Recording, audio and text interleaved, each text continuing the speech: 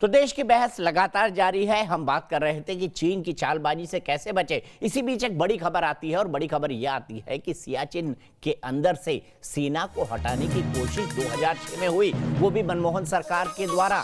ये आरोप कांग्रेस पर बीजेपी ने लगाया, लेकिन जब न्यूज नेशन ने इसको इन्वेस्टिगेट किया तो क्या पाया? उन्होंने पाया कि डॉक्टर मनमोहन सिंह इसकी कोशिश 2005 से कर रहे थे। 2005 में वो सियाचिन गए और सियाचिन में उन्होंने अपनी इस भावना को व्यक्त किया। हमारे जितने भी दर्शक हमसे जुड़े वो साफ कह रहे हैं कि ये तो बिल्कुल मतलब इसके पीछे तो कोई लॉजिक ही नहीं था। ये कदम बिल्कुल विनाशकारी होता, अपने पैर पर कुल्हाड़ी मारने जैसा होता। आप पढ़ सकते हैं, जहां इंसान का जीना मुश्किल है, यहां रहकर आपने देश की जो सेवा की वो सैनिकों को कहते हैं, उसकी तारीफ में शब्दों में नहीं कर सकता। इस बात के प्रयास किए जाने चाहिए कि शांति का ऐसा माहौल तैयार किया जाए जहां कोई भी किसी तरह का खतरा न महसूस करे, टकराव की कोई गुंजाइश न हो और यह स्थान शांति स्थल का अनुपम उदाहरण बन जाए। अरे यही उदाहरण बनाना था तो 1984 में राजीव गांधी ने कैप्चर क्यों किया था? आखिर कब तक हम यहाँ इस तरह के हालात बने रहने देंगे? अब समय आ गया है कि हम इस युद्ध क्षेत्र को शांति शिखर में तब्दील करने का प्रयास करें। उसी साल में ये हो रहा है जिस साल ट्रेन बम ब्लास्ट हुए और उसके 2 साल बाद मुंबई का अटैक होता है।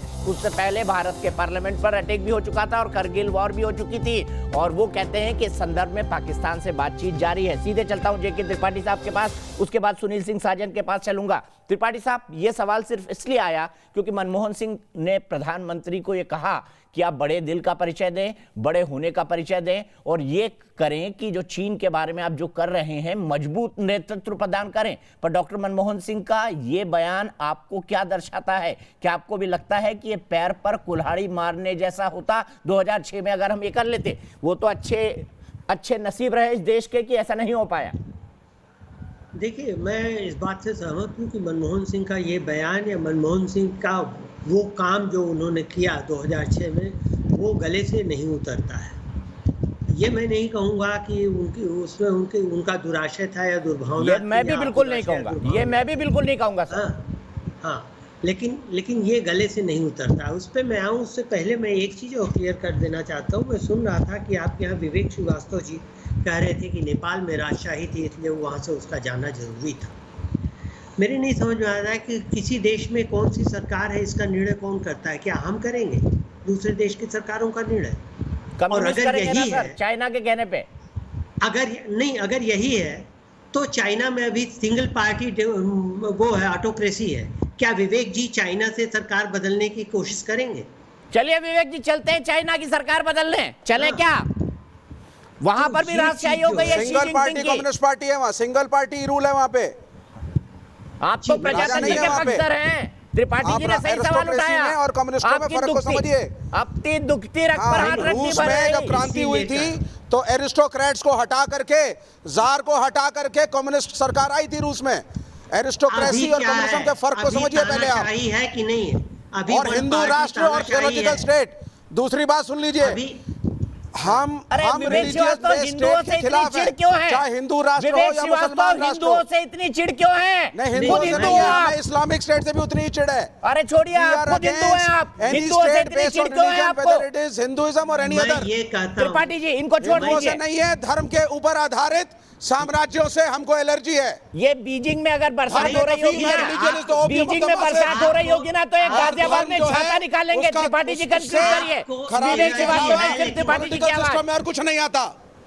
आपको एलर्जी है, लेकिन आप दूसरे देश में कैसे दखल दे सकते हैं मान्यवर?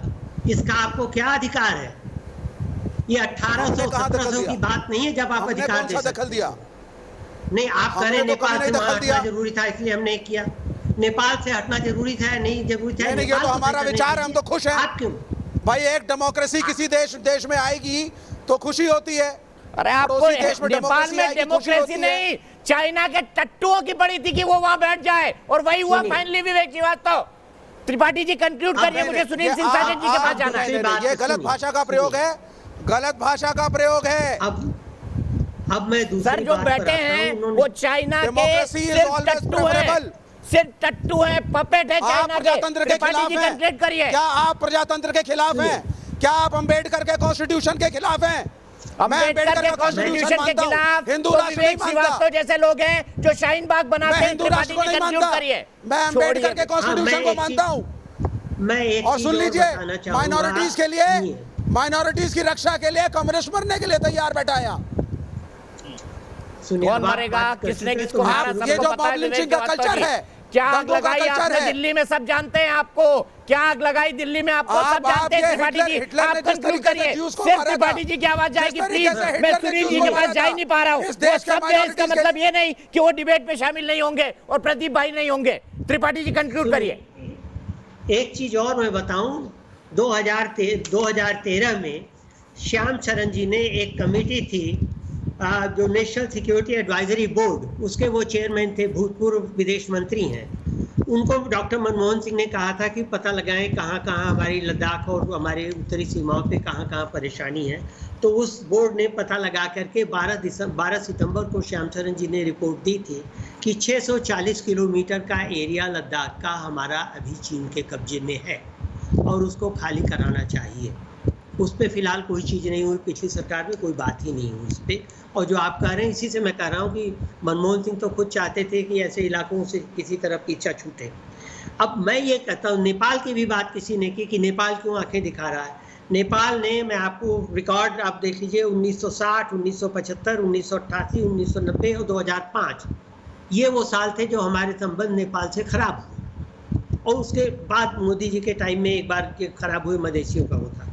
तो ऐसी बात नहीं है कि नेपाल के साथ हमारे संबंध हमेशा, ठीक है, हम नेपाल पे ना जाए, सीधे चलता हूँ। त्रिपाठी साहब, मेरे साथ मेरे दर्शक बीपी माहेश्वरी जुड़ गए हैं मुरादाबाद से। बीपी माहेश्वरी जी, सियाचिन से सेना हटाना चाहते थे डॉक्टर मनमोहन सिंह। ये विषय इसलिए निकला क्योंकि मनमोहन सिंह ने एक लेटर लिखकर प्रधानमंत्री जी से कहा कि आप बड़े दिल का परिचय दें, अपनी अथॉरिटी का परिचय दें। क्या उनका यह थॉट सही था? नहीं,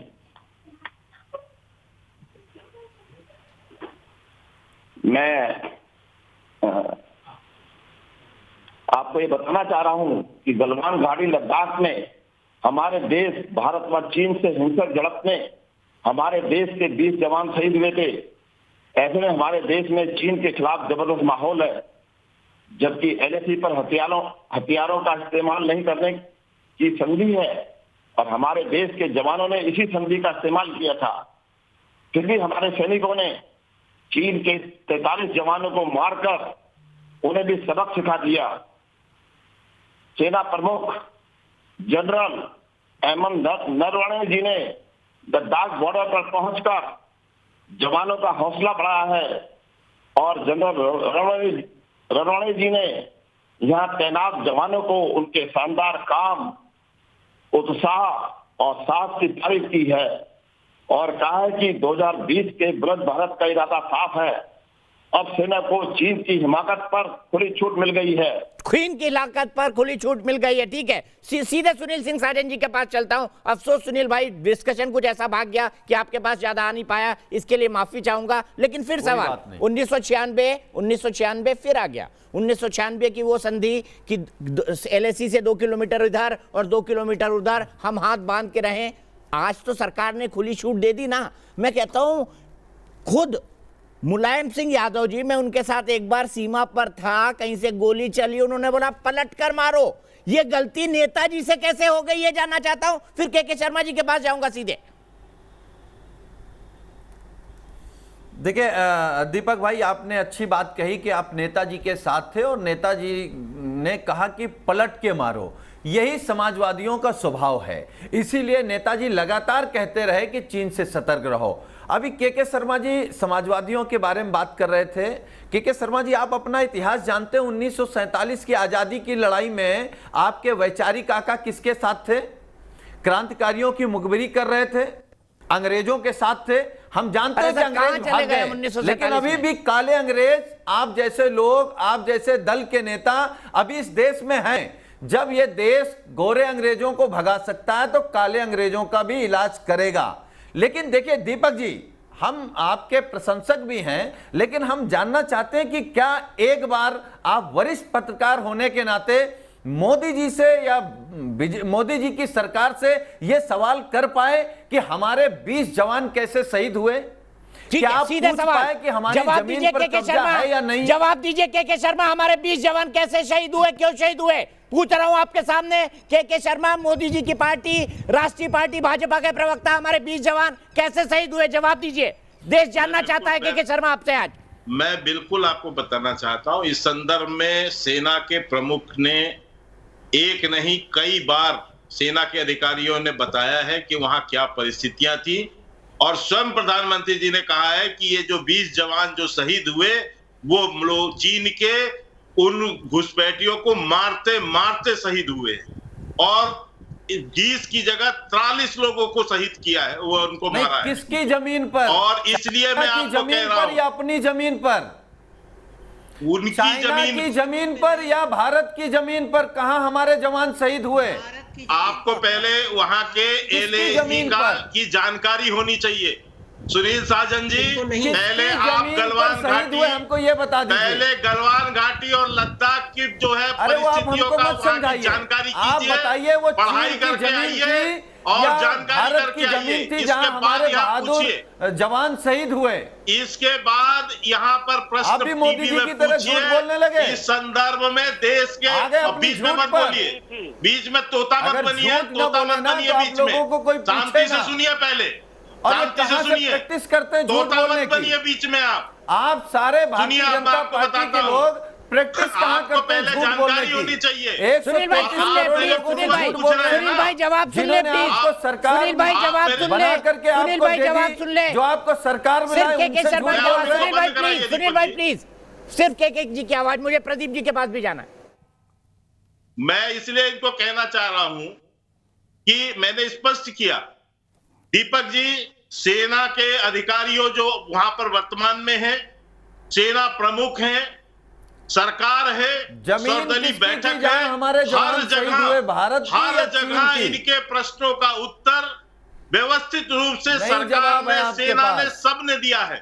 लेकिन समस्या ये नहीं है, समस्या ये नहीं है, समस्या इनकी ये है कि ये जो है देश के अंदर एक तरह का भ्रम और भ्रांति फैलाना चाहते हैं, और देश की समस्या पिछले दरवाजे से एक षड्यंत्र के तहत ये जो है चीन का जो वो प्रोपेगेंडा करता है, उस लड़ाई में ये कहीं ना कहीं उनको सहायक सिद्ध हो रहे हैं। इस तरह से भारत को नीचा क्रांतिकारियों के खिलाफ षड्यंत्र करते थे, वो षड्यंत्र की बात कर रहे हैं, और इसी षड्यंत्र के जो अंग्रेजों के साथ थे, जो कि 2006 सुनील साजन साहब, सुनील साजन साहब के हिस्से माने जाएंगे। भाई एक सवाल जानना चाहता हूँ, एक सवाल का जवाब जानना चाहता हूँ तमाम सेक्युलरों से, एक सवाल का जवाब जानना चाहता हूँ तमाम सेक्युलर नेताओं से, चाहे वो सुनील सिंह साजन हो, चाहे विवेक श्रीवास्तव हो, चाहे प्रदीप भाई हो, मेरे बड़े अच्छे बड़े भाई हैं प्रदीप भाई, मेरे मित्र हैं, आप तीनों मेरे मित्र, मैं तीनों से जानना चाहता हूं, इतना बड़ा सेक्युलरिज्म अगर देश में था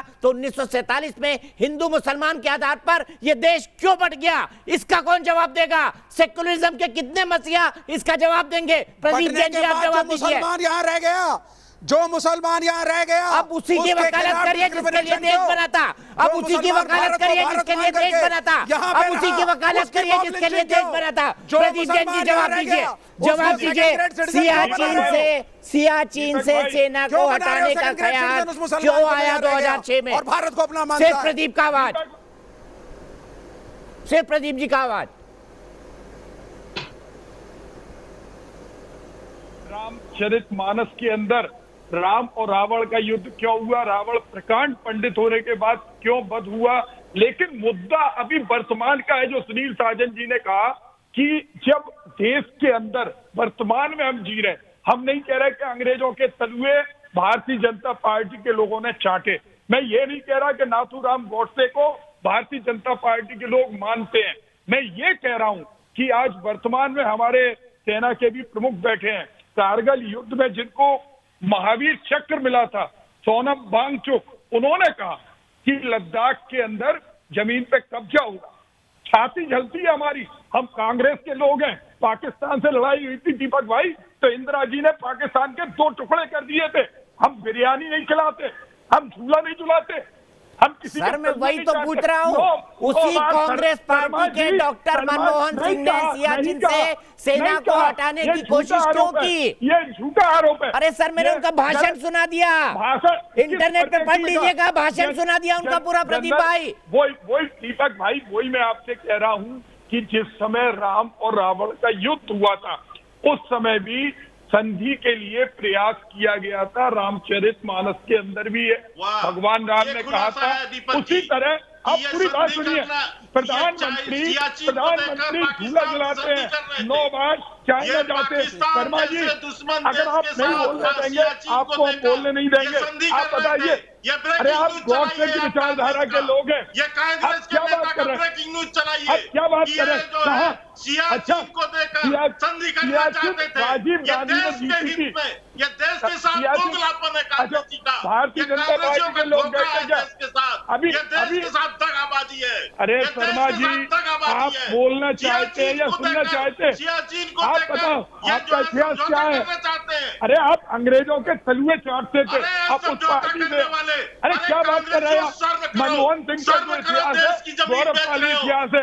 आप नाथूराम गॉडसे को मानते हैं, आप कह दो महात्मा गांधी के सरदार पटेल की मूर्ति चाइना से आपने बनवाई। आप क्या बात कर रहे हैं? क्या बात कर रहे हैं आप? क्या बात कर रहे हैं? जवान मरवा दिए आपने इस मुल्क के अंदर इतना बड़ा अनर्थ किया है हमारे। ठीक है, मैं एक मिनट, इतनी पॉलिटिकल बिकरिंग में नहीं जाना चाहूंगा। आखिरी कमेंट, आखिरी कह दूं, मैं पूरी बात कर दूं। मेरा कहना यह है, 30 सेकंड आप।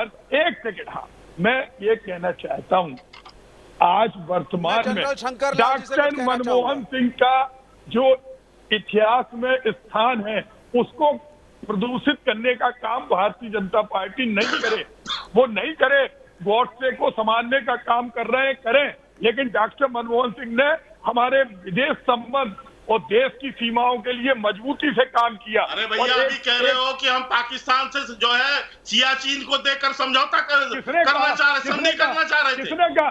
क्या आपने कहा? अभी हमने दीपक जी सुनाइए, इनको रिवाइंड करके सुनाइए, क्या बोला इन्होंने अभी? ये मंत्री थे उस समय, ये मंत्री थे उस समय, आप इनको अभी सुनाइए वो वापस इन्होंने कहा कि हम उस समय संधि करना चाहते थे, क्या बात सियाचिन को देखकर, सियाचिन के कुछ मेहमानों को आज समय नहीं मिल पाया, लेकिन इसके बावजूद लोग मुझसे पूछ सकते हैं कि मनमोहन सिंह जी का सवाल आज क्यों? सवाल इसलिए जरूरी है क्योंकि मनमोहन सिंह जी ने भी प्रधानमंत्री को नसीहत दी है, लेकिन क्या खुद मनमोहन सिंह साहब ने उस नसीहत पर अपने कार्यकाल के दौरान अमल किया था? यह सवाल मैं अपने दर्शकों के चिंतन के लिए छोड़े जाता हूं। हमारी इस खास बहस में आज के लिए इतना ही, लेकिन न्यूज़ नेशन एक ऐसा चैनल है जहां पर खबरों का सिलसिला कभी नहीं थमता।